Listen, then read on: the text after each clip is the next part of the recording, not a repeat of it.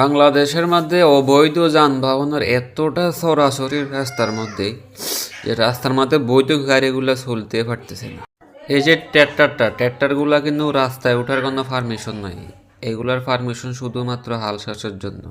এগুলা কি করে, পিছনের টলি একটা বানায় এগুলা দিয়ে মাটি টানে, ইট টানে, রড টানে, সিমেন্ট টানে, আর রাস্তার মধ্যে হর হামেশায় দুর্ঘটনা ঘটায়।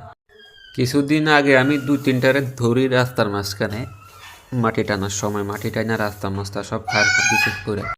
ওরা আমার দেখা হচ্ছে থানার টোকেন, ভাই আমরা থানা থেকে টোকেন নিয়ে আসে রাস্তা চালাই। এখন কথা হইল, থানায় কি বিআরটিসির ভূমিকা কর হয় নাকি ভালো? এখন থানাওয়ালারা যে মাতলি করে কোনটা বুঝা করে। তারপরেও থানায় আমি ফোন করছিলাম, থানা থেকে বলতেছে যে থানাওয়ালারা নাকি কিছু থানাওয়ালারা নাকি কিছু জানে না। কথা হচ্ছে এখানে পুলিশের কোনো অ্যাকশনে নাই। পুলিশের যদি অ্যাকশন থাকতো তাহলে রাস্তার মধ্যে এরকম সারাদিন এগুলা চলাচল পারতো না করতে।